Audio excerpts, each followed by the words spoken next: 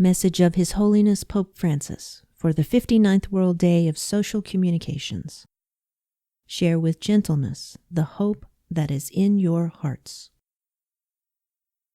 Dear brothers and sisters, in these our times characterized by disinformation and polarization, as a few centers of power control an unprecedented mass of data and information, I would like to speak to you as one who is well aware of the importance, now more than ever, of your work as journalists and communicators.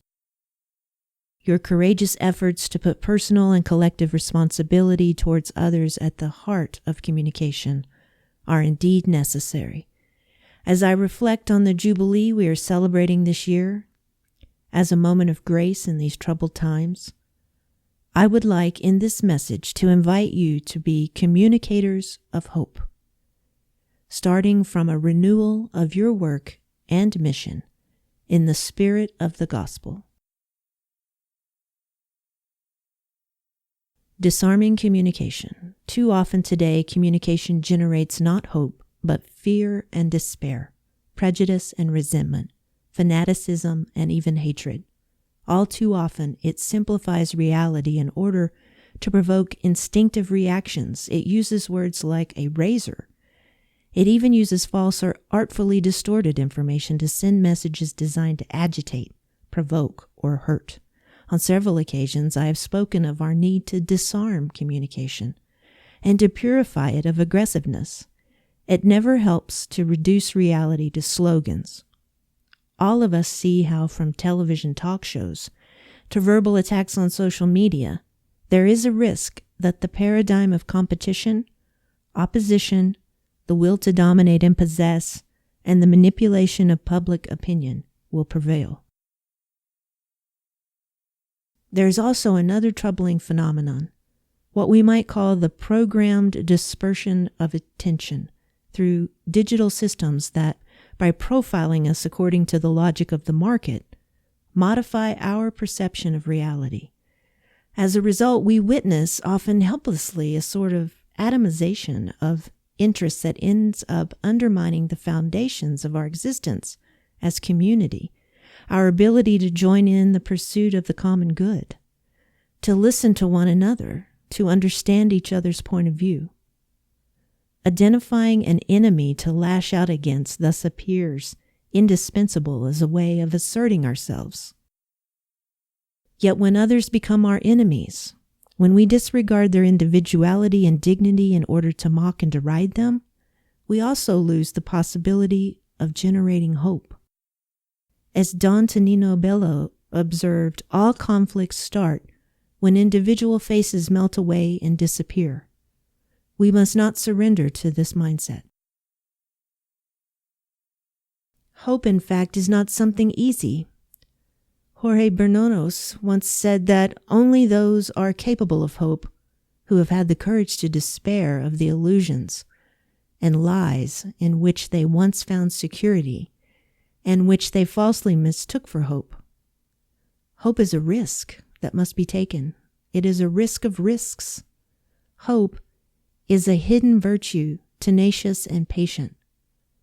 For Christians, it is not an option, but a necessary condition. As Pope Benedict XVI noted in the encyclical Spi Salvi, hope is not passive optimism, but on the contrary, a performative virtue capable of changing our lives. The one who has hope lives differently. The one who hopes has been granted the gift of a new life.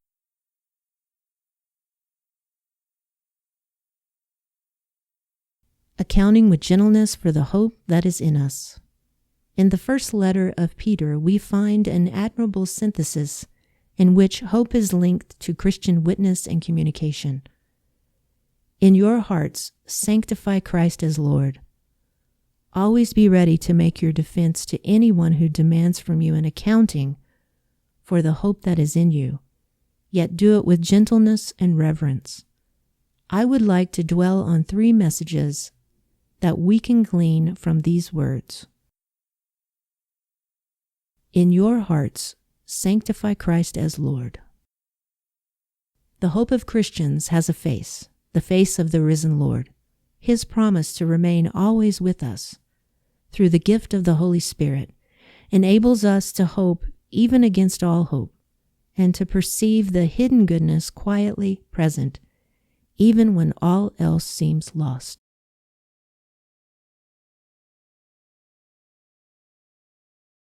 The second message is that we should be prepared to explain the hope that is in us.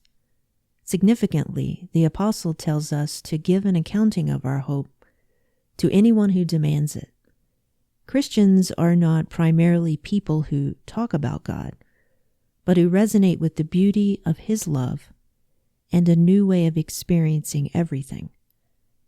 Theirs is a lived love that raises the question and calls for an answer.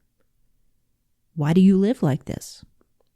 Why are you like this? In St. Peter's words, we find finally a third message.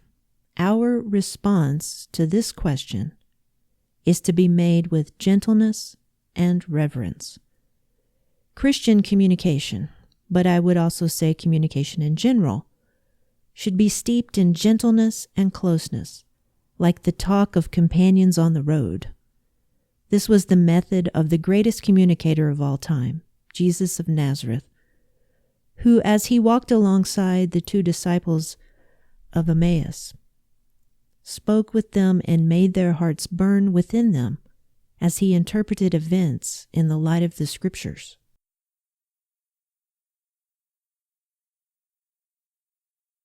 I dream of a communication capable of making us fellow travelers, walking alongside our brothers and sisters and encouraging them to hope in these troubled times. A communication capable of speaking to the heart, arousing not passionate reactions of defensiveness and anger, but attitudes of openness and friendship. A communication capable of focusing on beauty and hope, even in the midst of apparently desperate situations, and generating commitment, empathy, and concern for others. A communication that can help us in recognizing the dignity of each human being and in working together to care for our common home. I dream of a communication that does not peddle illusions or fears, but is able to give reasons for hope. Martin Luther King once said, "If I can help someone as I pass along, if I can cheer somebody with a word or song, then my living will not be in vain." To do this, though, we must be healed of our diseases of self-promotion and self-absorption, and avoid the risk of shouting over others in order to make our voices heard. A good communicator ensures that those who listen, read, or watch can be involved, can draw close, can get in touch with the best parts of themselves and enter with these attitudes into the stories told. Communicating in this way helps us become pilgrims of hope, which is the motto of the present Jubilee. Hoping together. Hope is always a community project. Let us think for a moment of the grandeur of the message offered by this year of grace. We are invited, all of us, to start over again, to let God lift us up, to let Him embrace us and shower us with mercy. In this regard, the personal and communal aspects are inseparably connected. We set out together, we journey alongside our many brothers and sisters, and we pass through the holy door together. The Jubilee has many social implications. We can think, for example, of its message of mercy and hope for those who live in prisons, or its call for closeness and tenderness towards those who suffer and are on the margins. The Jubilee reminds us that those who are peacemakers will be called children of God, and in this way it inspires hope, points us to the need for an attentive, gentle, and reflective communication, capable of pointing out paths of dialogue. For this reason, I encourage you to discover and make known the many stories of goodness hidden in the folds of the news, imitating those gold prospectors who tirelessly sift the sand in search of tiny nuggets. It is good to seek out such seeds of hope and make them known. It helps our world to be a little less deaf to the cry of the poor, a little less indifferent, a little less closed in on itself. May you always find those glimmers of goodness that inspire us to hope. This kind of communication can help to build communion, to make us feel less alone, to rediscover the importance of walking together. Do not forget the heart.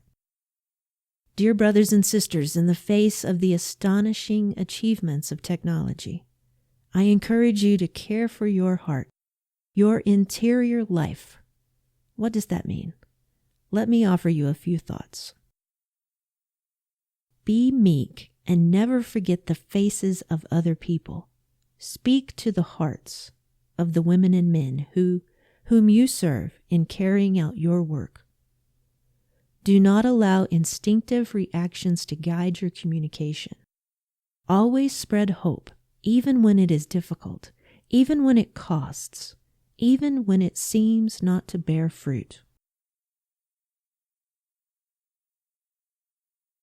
Try to promote a communication that can heal the wounds of our humanity.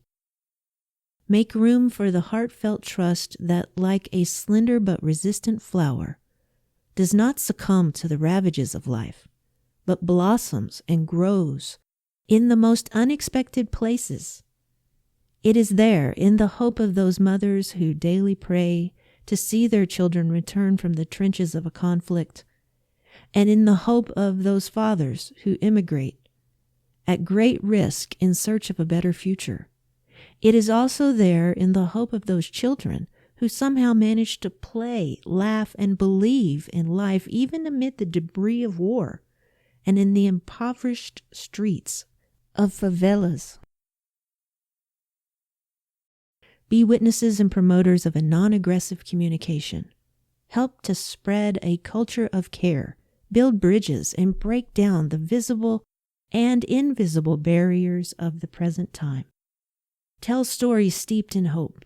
Be concerned about our common destiny and strive to write together the history of our future. All this you can do, and we can do, with God's grace, which the Jubilee helps us to receive in abundance. This is my prayer, and with it, I bless each of you and your work. Pope Francis, January 24th, 2025, in Rome.